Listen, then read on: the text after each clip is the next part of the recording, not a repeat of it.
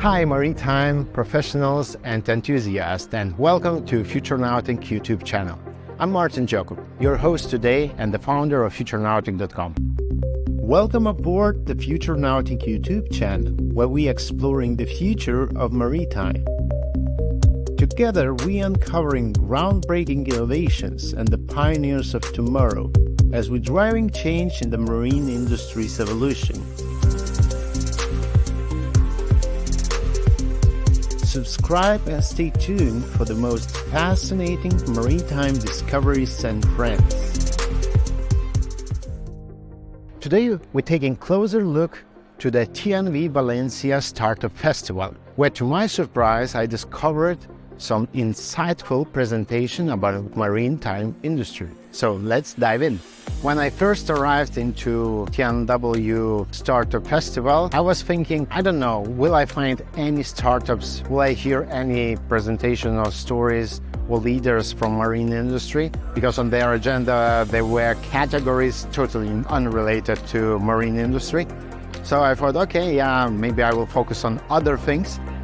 But for my surprise, the first presentation I landed on was held by Erwin, who is a digital and innovation chief manager at Antwerp Port. The presentation was really amazing. I will try to catch Erwin for you guys so he can tell us more about the innovation challenges, how he overcome the conservative and legally regulated industry. So let's go.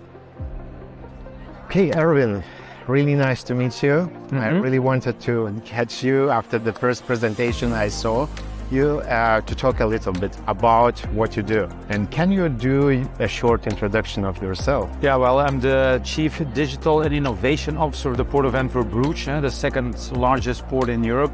The result of a merger that happened last year between the Port of Antwerp and Port of Zeebrugge. So to give you an idea, 289 million tons of cargo, 160,000 jobs, 22 billion euros of added value, to give you a couple of numbers. So my job is to digitize not only the port's authority for which I work, but also to facilitate the digitization of the port platform. And that also includes, of course, a lot of innovation with innovative tech that is of prime concern to us, such as drones, automated ships, sensors, cameras, digital twins, what have you. And that's been my journey for the last 5 years, because my job didn't exist before.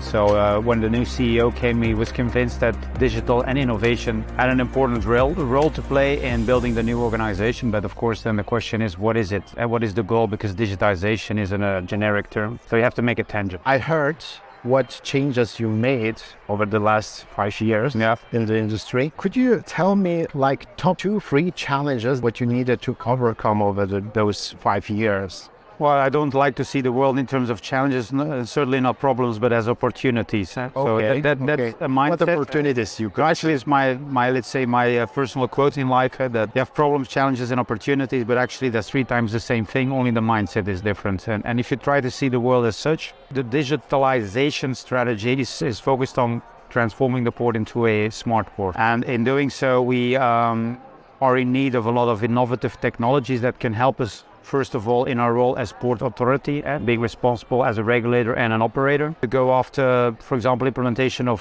drones or autonomous vessels. But the thing is, when we started doing that, we knew very well that technology was not the issue, but regulation. The fact that there was no regulatory framework allowing us to do that. And we knew that.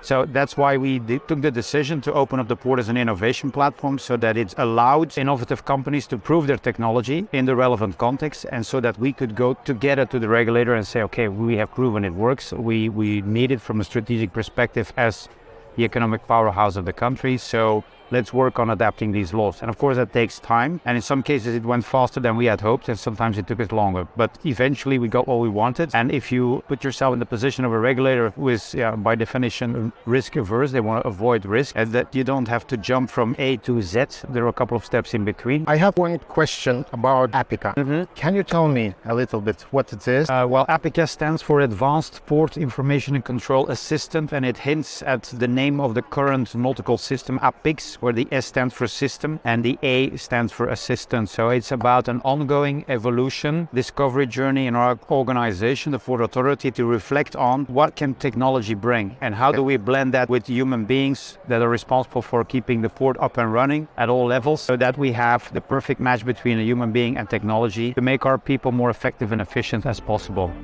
Good morning and welcome back. General status report. Port traffic is busy as usual at this time of day, with 221 barges and 180 seagoing vessels in port. There are 2 INOS quality alerts and 1 ongoing event. Would you like to investigate? Calculating flight trajectory. ETA in 1 minute 30 seconds. Initiate. Confirmed. I am Apika. Welcome to the port of the future.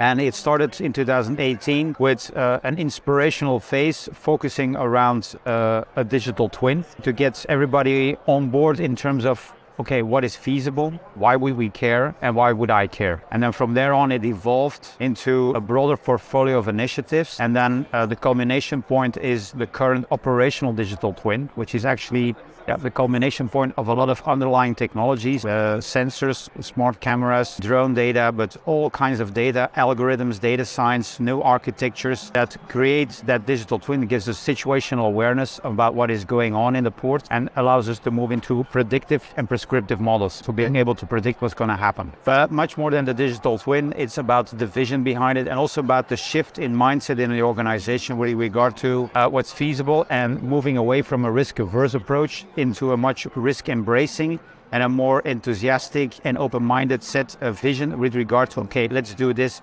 let's try that out, let's integrate this and see what it brings. You mentioned yesterday 2 things. One, you mentioned what if somebody failed in marine industry previously, it doesn't mean what the same idea or technology will fail again. Yeah. Can you elaborate a little bit on this? Well, that has to do with understanding what exponential growth means. It means that initially you don't see much happening and then all of a sudden, bang, there it goes. And the example I wanted to give, I don't know whether I mentioned it yesterday. 4 years ago, we did an experiment with speech to text. So the idea was to transform VHF communication, which is voice communication, by means of algorithm into text so that we could search it, that we could do sentiment analysis to detect if there was some kind of emotion between a discussion between 2 people. That could be an indicator of something that would go wrong later on, like a collision or whatever. We did that experiment with a sound file with English-speaking people, Dutch-speaking people, and the result was fairly disappointing. We called it Babelfish. So it was 4 years ago. It was 4 years ago. Okay.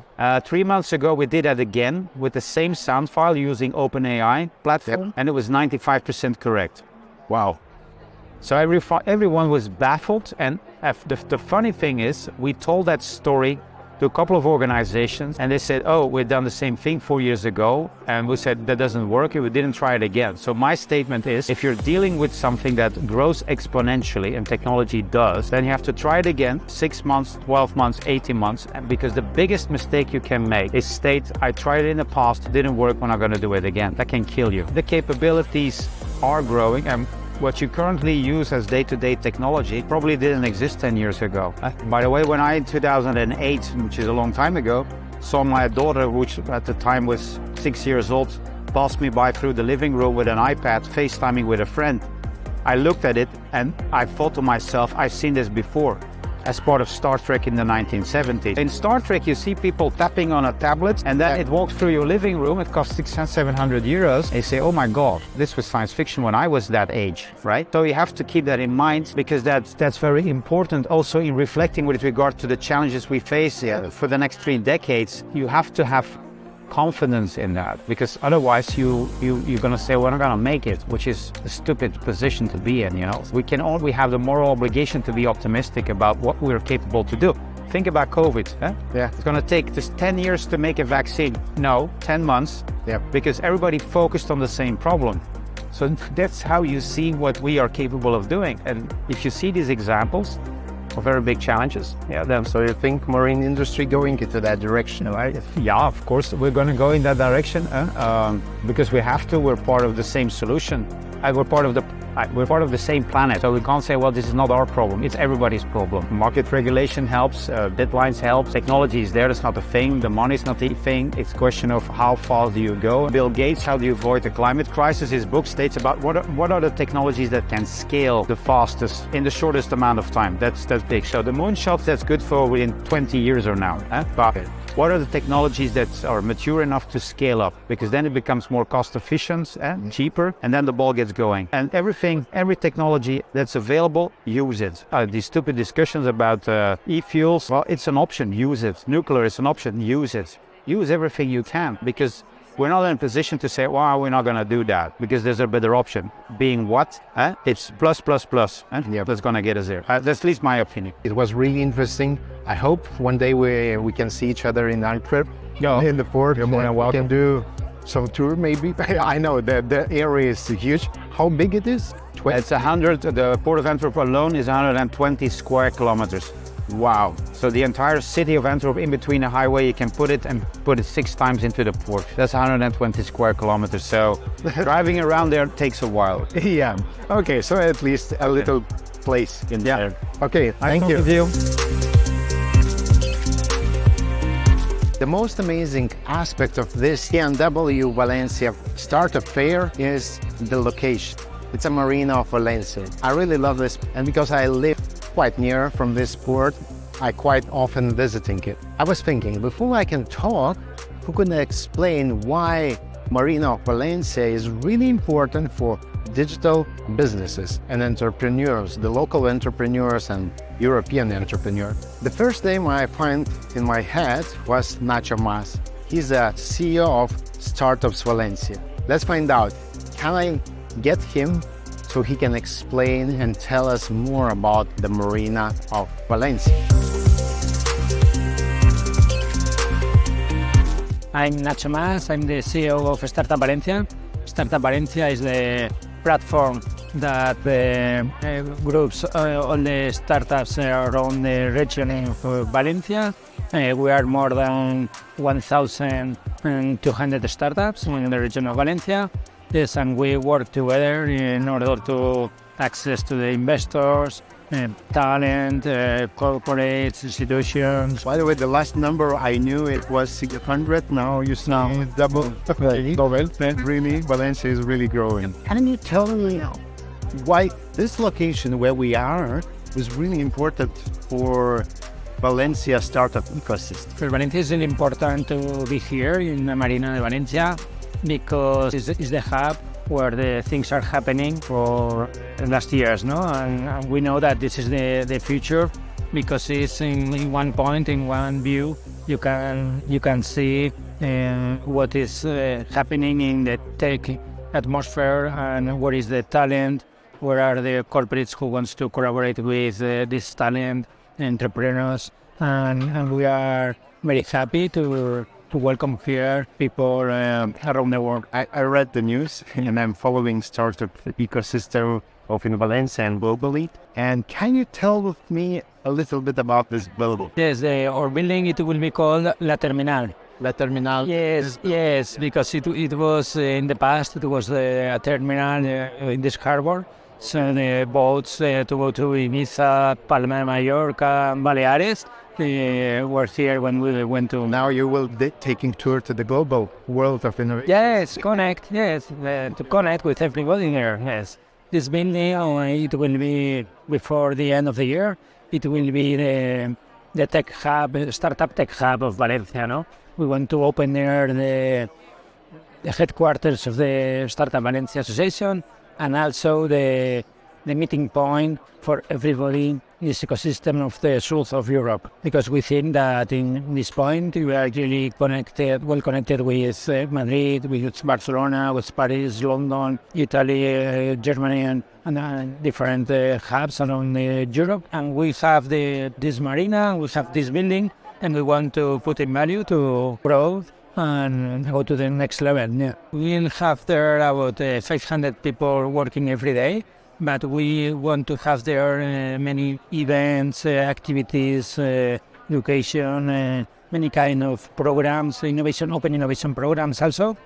And we think that more than 5,000 people will come here per year. Can you tell me who are based in this port and what other startup ecosystem of Valencia players are here? Yes, we have here Marina Empresas. Marina Empresas is the group of entrepreneurship and investors and education of Juan Roig. Juan Roig is the owner of Mercadona, one of the biggest companies in Spain. And also on the other side, we have here BioHub. BioHub is an innovation hub about bio projects and startups and scale-ups. And also we have there Insomnia.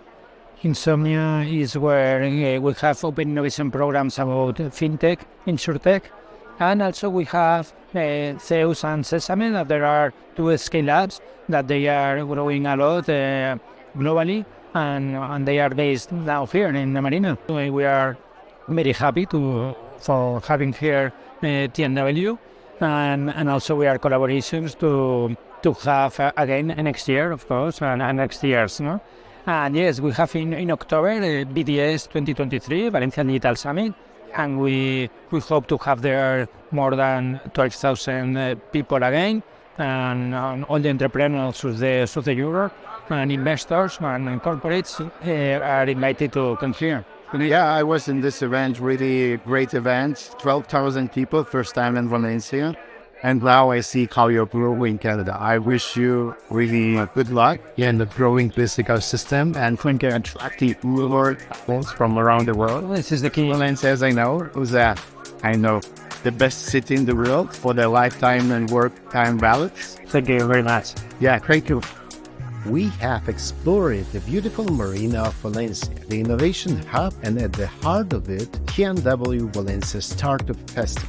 The marine industry is experiencing a surge in innovation. Although there are challenges and obstacles to overcome, the future of maritime industry looks promising, thanks to dedication and perseverance of the digital transformation leaders we have met today. It is an exciting time for maritime innovations, and we can't wait to see what the future holds.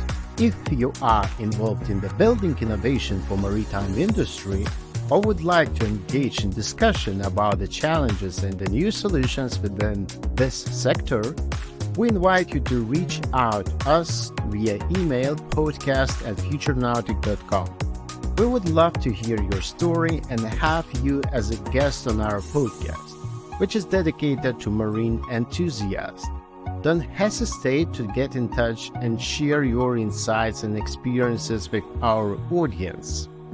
Don't forget to subscribe to Futurenautics YouTube channel, like and comment this episode, share with your colleagues, friends who are really enthusiastic or professionals about maritime. And until the next time, bon voyage!